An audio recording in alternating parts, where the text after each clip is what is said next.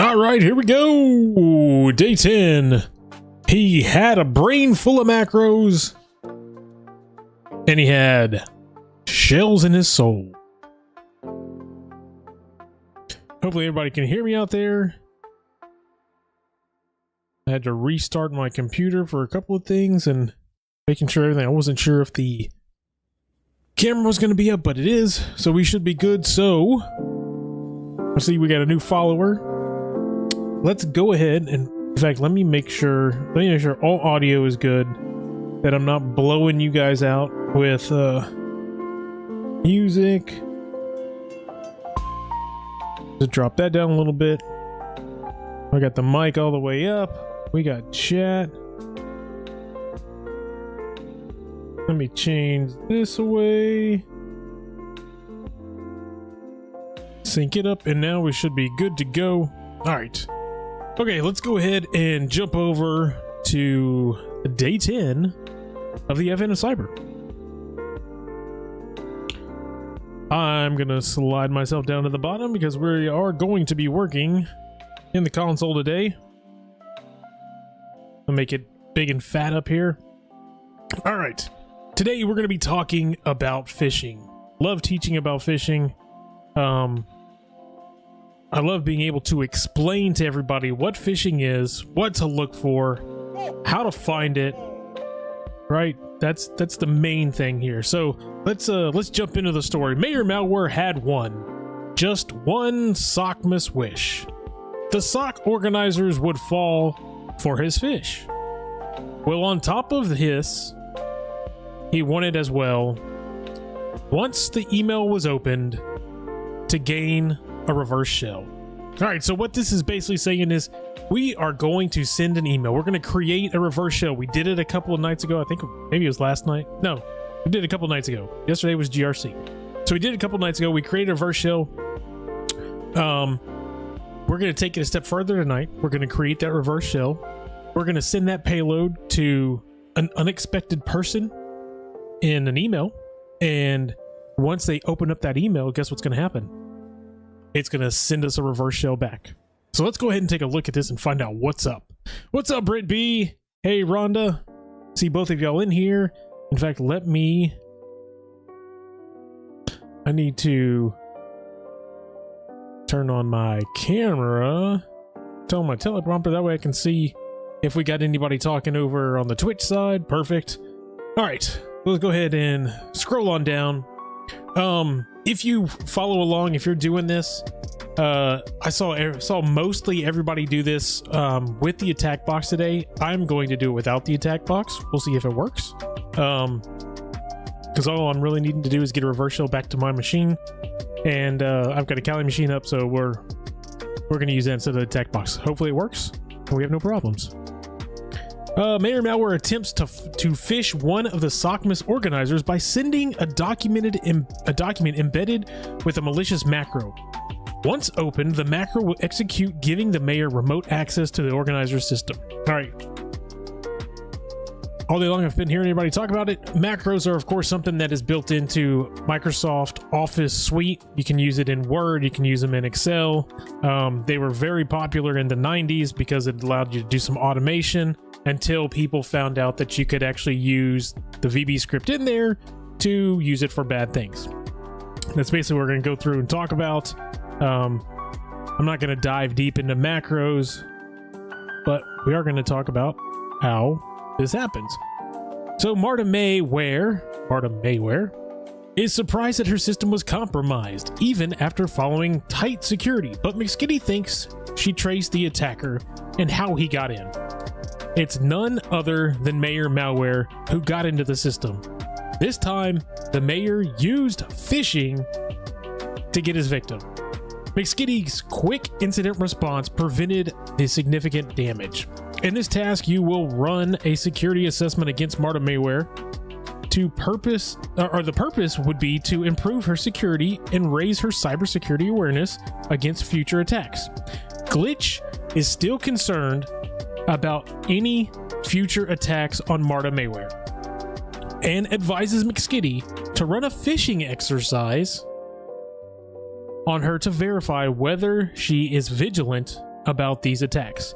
So this is something, as a blue teamer, as a SOC analyst, as somebody in security for a company, you do all the time. You run phishing campaigns. You send those out to your users. The users that get phished, you put those aside you come back and you explain to them why, show them why they got phished, talk to them and explain to them, hey, this is why this is bad. Find out from them why they thought it was good, and explain to them why them thinking that's good is bad. That was a lot of circular stuff there that I just said. But basically what you're doing is you're trying to educate them on understanding what is considered a bad message versus a good message, what you should be opening, what you shouldn't be opening, and so forth. So our learning objectives for tonight are going to be understanding how phishing works, discover how macros and documents can be used and abused, and learn how to carry out a phishing attack with a macro. Okay, first and foremost, what I want to bring to everybody's attention is that yes, this is something that can happen.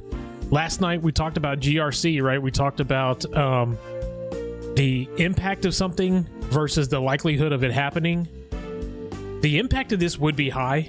The likelihood of it happening would now be low. And the reason it's low is because Microsoft now by default has macros turned off. Whenever you open up a file, it's going to pop up at the top and it's going to say, you have to enable the macros. You have to educate your users that they don't enable any macros unless they understand or know who this file came from right away, right? If they don't know who it came from, they close it. They contact the help desk, they contact the SOC, they contact security, whoever it is, they contact somebody and say, hey, will you let me know if this is a good file or not? That's how you educate them and how you don't become compromised. I think in here, they're talking about phishing attacks, and more than likely, I haven't read all of this, but as phishing goes, the most prominent people or the most prominent attack vector in security today is phishing. I think it's like 90 to 95% of all compromises come from a phish or a phished message. And that's because us as users, the weakest link, right? Social engineering, right there. We are the weakest link. We talked about macros already. Looks like they're kind of showing you what macro is. All right, so let's understand the attack plan. In his plans, Mayor Malware needed to create a document with a malicious macro upon opening up the document. The macro will execute a payload and connect to the mayor's machine, giving him full remote control of the machine. Consequently, the mayor needs to ensure that he is listening for incoming connections on his machine before emailing the malicious document to Malware. By executing the macro, the mayor gains remote access to Marta's system through a reverse shell, allowing him to execute commands and control her machine remotely. The steps are as follows. Create the document with a malicious macro, which we'll do using a Metasploit. We'll start listening for incoming messages on the attacker's system. We'll email the document. The target will then open the document, and then we will have full access to the machine.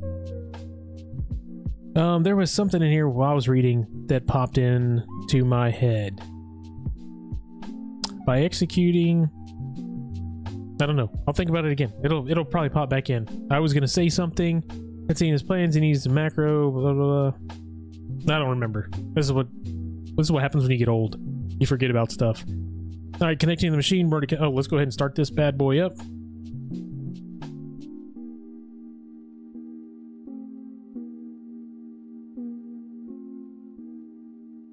Start the machine anyway. All right. So we'll start the attack box. Yeah, so we got the VM, so we are not using an attack box. Everybody that's been with me this whole time knows we're not using attack boxes. We are using our Kali machine. It's going to give us IP addresses in here, but we will not be using, or it actually will be saying IP address, but we're going to use the IP address that's on our screen. All right, so let's go ahead and figure out how are we going to create a malicious document. All right, so let's open up a window using MSF console. So MSF console. And let's fire this Metasploit up. And then what it's going to want us to do is set a payload using Windows Interpreter We got our nice little ASCII stuff. Set a payload Windows interpreter reverse TCP. So this is going to be the payload that we're going to use. So we'll just go ahead and copy this. This way we don't have to type it all down. And paste. And we'll hit enter. And then it's going to say use. This is what we're going to do here. So basically what this saying is we are going to create, we want to create a reverse shell. And how are you going to create the reverse shell? Well, we want to use the exploit of a file format using Office Word macros. So let's go ahead and pop that in here and hit enter. Perfect. Now it says, technically speaking, this is not an exploit. It's a module to create a document with a macro. All right, so now we need to set our our listening host to connection IP. So if we would have turned the attack box on, this would have already popped in. Well, we're not going to do that because we have we are on our own box. And if you see all the way up here, no, not there. Go away, go away. Hold on, I lost my mouse. I'm trying to show you guys, and I don't want this thing to pop up. There we go.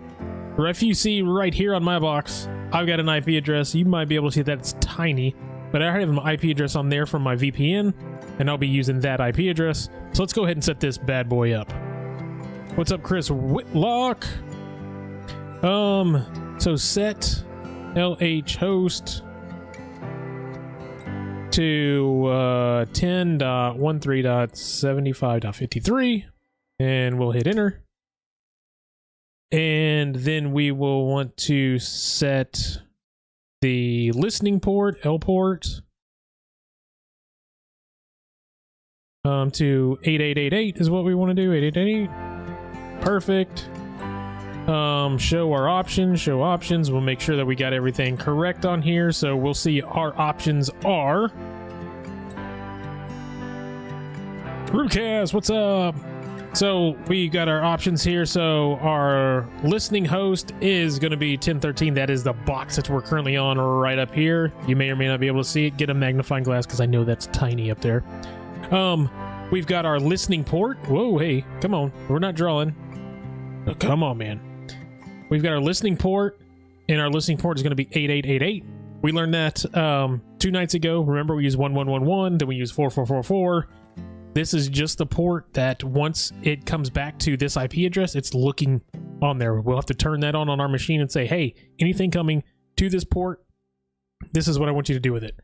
And then we see that we've got our exploit right here is going to be our Windows Word. We should be good. So let's go ahead and type exploit.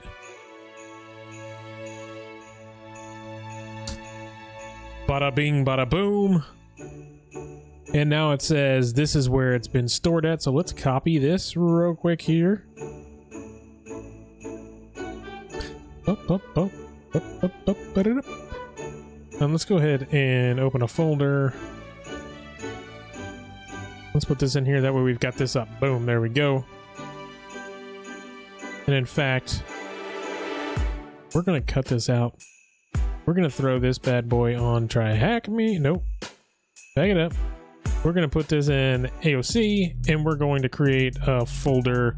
What is today? Today is day 10. No space. Day 10. We're going to put this in day 10. Paste. Ta-da. All right. All right. Perfect. And all this is doing is showing you what you should be getting. So we did all of that. This is going to be a quick room. This is a fun one. Now we can mess around with it. So now our macro is created. We mentioned earlier how to create the macro within Microsoft Word. You might be interested to see the content. Okay, so here we go. Now we are looking at the content, and I don't know if I can blow this up that much. Let me see if I can make this full screen and see if we can. Oh, hey, look at that. All right. Okay, perfect. Now we can see. So this is the VB script or Visual Basic script that you would see by opening up macros. Okay.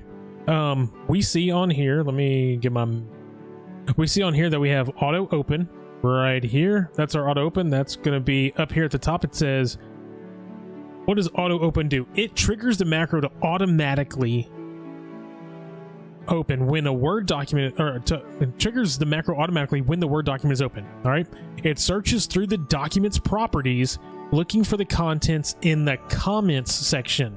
So in the comments, we all know on Microsoft Word, you have the ability to put who created it, what it's for, and you can put comments in there. So to be sneaky, they're going to put all of their code in the comments, and then they're going to go read out of the comments in the actual file to pull out their code. The data is saved in base64. We've talked about base64 already through this. We are on day 10. We've talked about it multiple times. We've used CyberChef to break down base64. So then we see, where's it at? Right here. Now we see base64 decode. So what's that going to do? That's going to take that base64 code that we've got in the comment section and decode it and create that value. Okay. So once it's created that value, then it's going to go execute for Windows, and it executes the payload in a temporary directory, which we should be able to see down here. This is going to be executing. Let me make sure so that's there. Okay, so now we've talked about our base64, so now we have our execution. So now we're executing the code, and in this code, we're looking for the folder. The folder is going to be in a temp folder. It says get the specialized folder. It's going to create the name right here, temp underscore, and then the name of the file, .exe. It's going to put it in the temp folder and then execute it. So right here, we've got system echo code execute Python, over and done with. This is going to be, so you can see right here, which you may notice. Does anybody notice what's in here? Execute for OS X. OS X. Anybody know what OS X is? OS X is for Apple. That's right, everybody. It's for Apple. All right. So we'll go ahead and scroll down. And this is showing you the file itself, right? So here's the file. This is what the file would look like. And you can see over here in the comments section that we've got all of this base64 shoved into the comments section. Let's see. If you copy and paste, if you copy it and save the text file, you can convert the original executable using base64. You'll notice the size of the files. So we're not going to worry about that. You already expect this file to connect to a specific IP address and to a port. If you would like to check its behavior in a sandbox, you can check virus total. You can check the virus total report for the file. So what they do here is they've already done this, right? TrackMe went in. Whoever created it, they created this file. They created this room, and they've already done this for you. They've gone into virus total. They dumped the file from Metasploit into it, and basically what they've said is, hey, look, virus total, here is a bad file, tell me what it is. And virus total has given a report out saying, hey, look, this is what happens. It creates a process called payload.exe into the sample path, into the desktop, creates a shell command.payload.exe. Here's your process tree, here's the decoding. So basically what it's saying on here is what we would see if we were to do it. You see, it would have our IP address, and then you'd have 8888 in there. This, of course, is just, we can see here, Metasploit connect back to that IP address.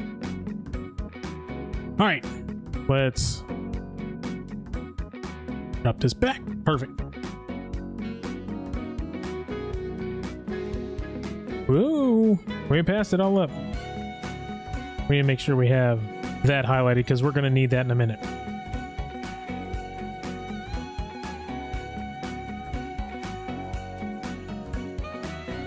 Okay, so before we've used Netcat to listen for connections, but this time, because we're in Metasploit, we're going to use Metasploit for those connections. So let's go ahead and exit out of here. Whoop.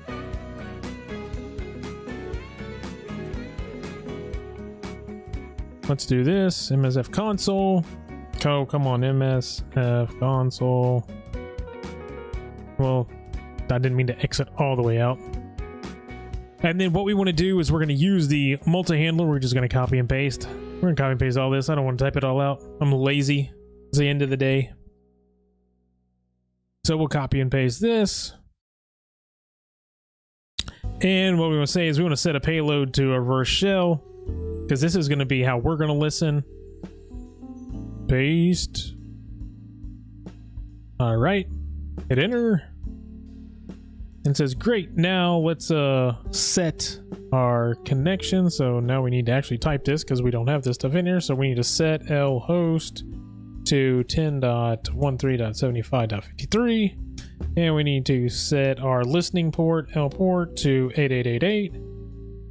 Perfect. Show our options.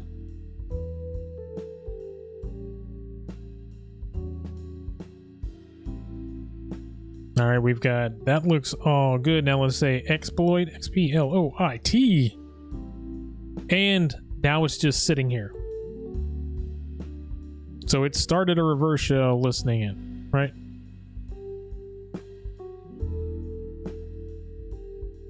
Wait a second.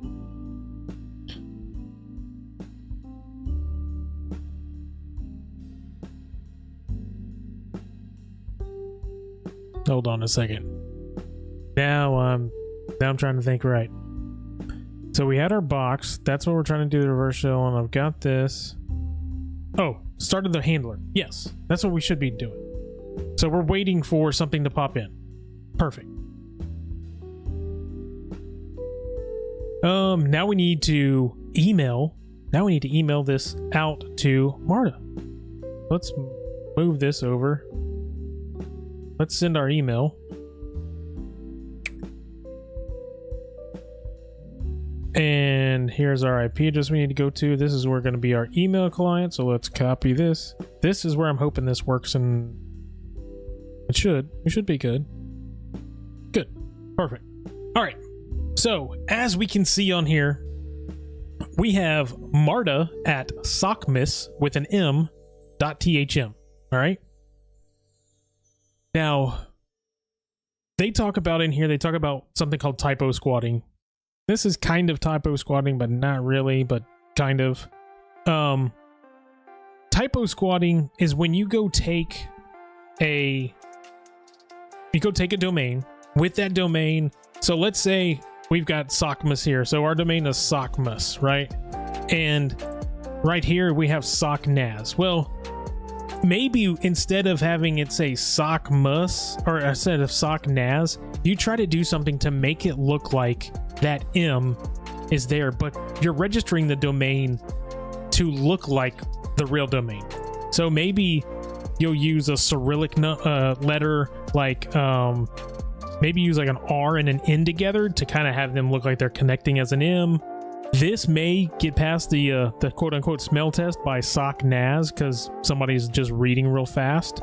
But what you're trying to do is make it look like it's an internal email coming from somebody inside. There are ways on our, as a blue team, there's ways that you can do what? You can make sure that when an email comes through, it says, hey, no. This right here, this actually came from the outside. This is not real.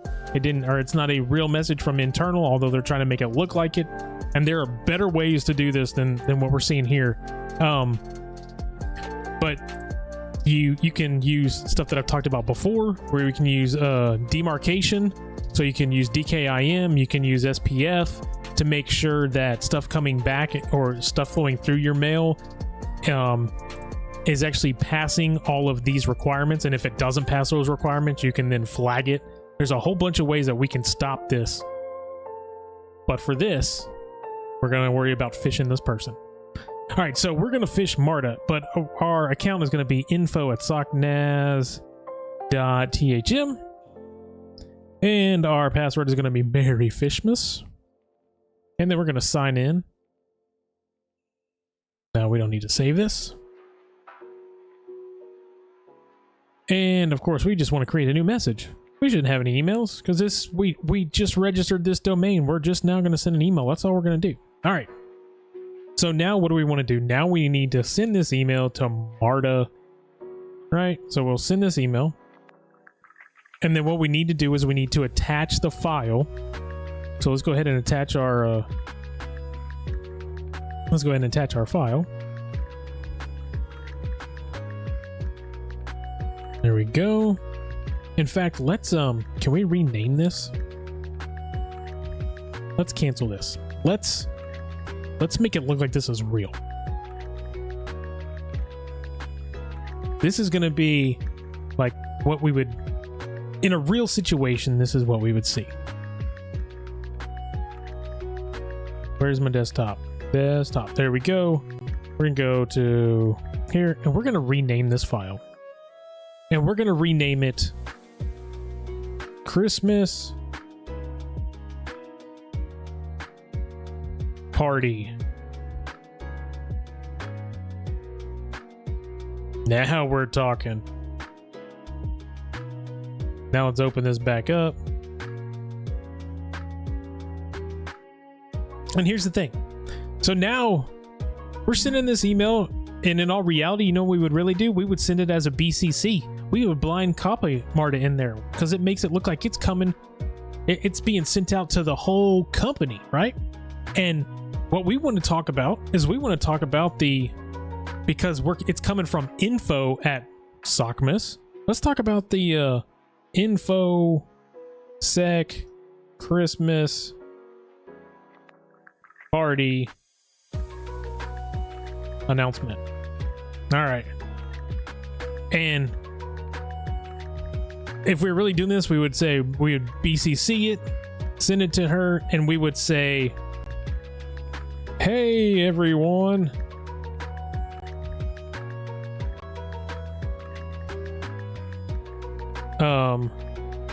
Please check out the attached flyer for the upcoming Christmas party.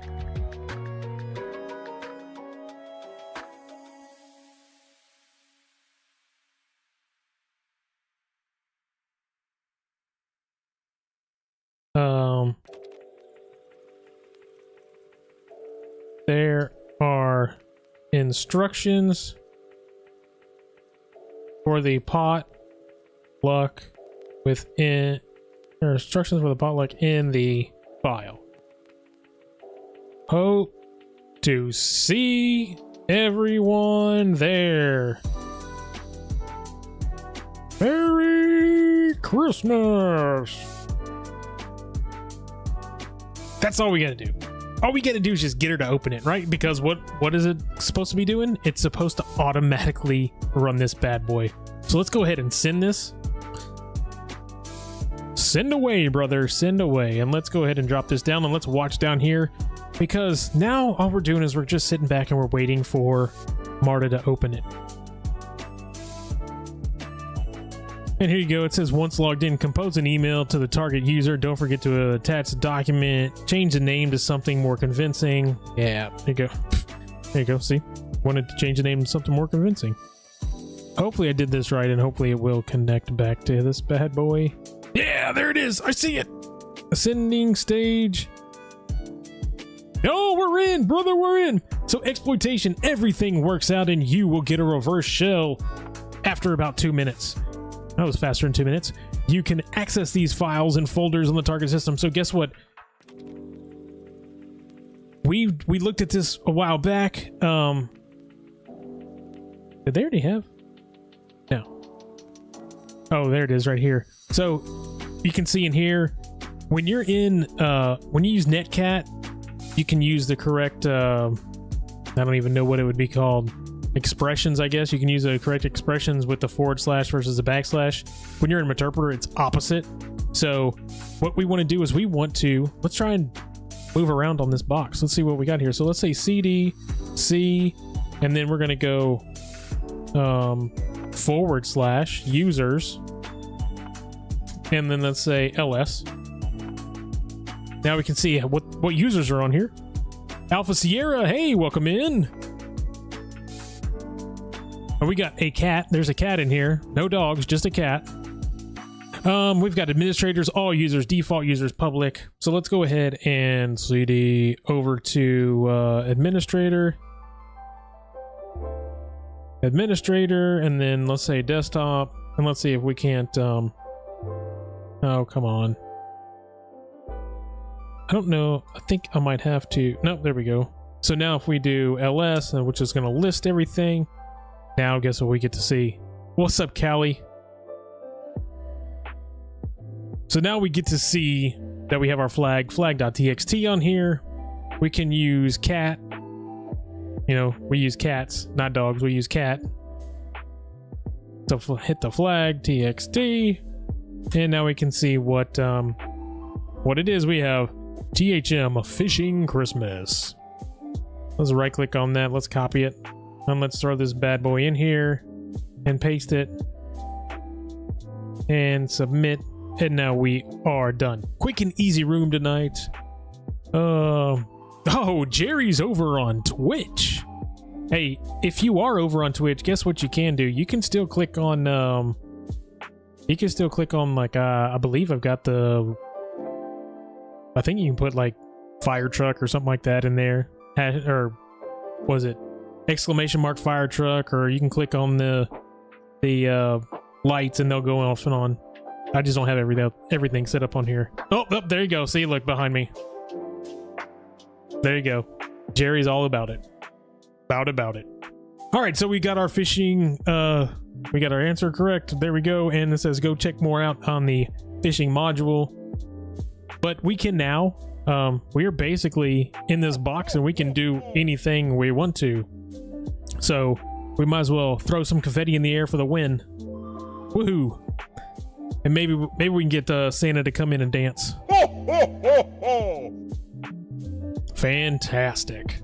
All right. Quick and easy tonight. I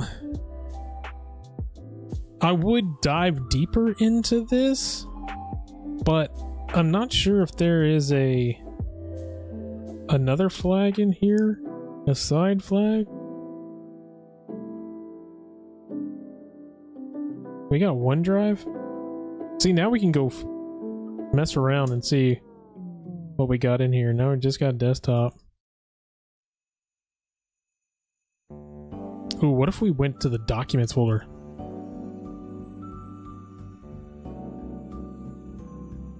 Ooh, whoa, hey. Oh, do y'all see what I see? What's PowerShell? Is that a folder?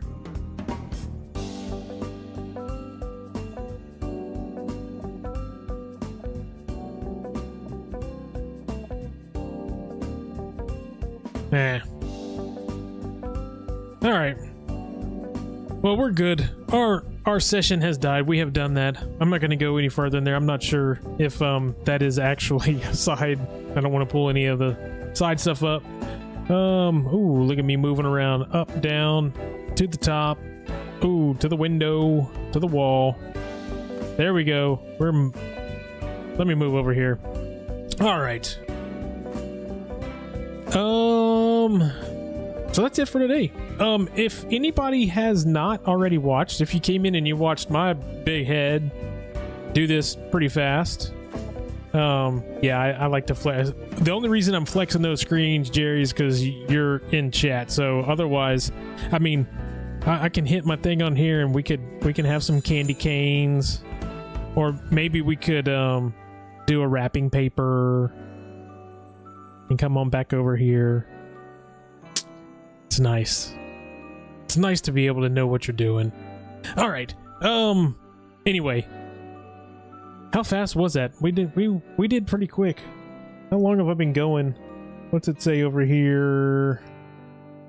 15 minutes. 38 minutes. Oh, 40 minutes. Nice. Any questions? Anybody get stuck in any of this today? If you haven't watched it, you need to go over to Jerry's channel and at least go watch him. He was crying to me earlier about people only watching 20 minutes of it. No, I'm just kidding. He did a great job today on today's. Also, you got Joseph. Joseph did his today as well too. He did a great job. But go watch Jerry's. Go watch Joseph's if you have to. Just throw it in and throw it on like 1.5 or 2x and let it fly through. watch what they do. Jerry does, he gives a little more in-depth explanation on some of the stuff. I tried to run through these because I know we're late, especially on the East Coast.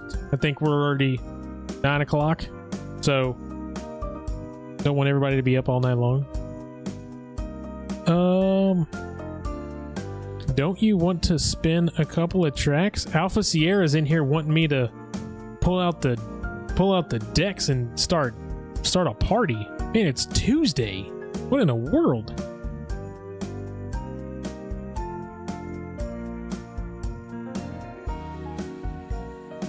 I figured y'all just like my my stream beats here. Oh, Callie, you're halfway across the world. That's a little different. Not halfway, you are all the way across the world. Oh, and now we have Jerry over here in chat. He's bouncing around. Jerry's moving from Twitch to YouTube, just like my candy canes move when I switch different sections. I'm just hearing excuses. Yeah, you are hearing excuses. It's been a long day. It's been a long day. All right. With that, I am going to wrap it up. I've already been on 40 minutes. This is quick and easy. I don't want to stay on too long. This one's done. I will see everybody in the morning, and we'll see you tomorrow, same time, about 7. Well, it'll be earlier tomorrow, 7 o'clock tomorrow. I will be on the dot as we dive into day 11 of the Advent of Cyber for 2024 for Try Hack Me. Until then, everybody stay secure, and I'll see you tomorrow.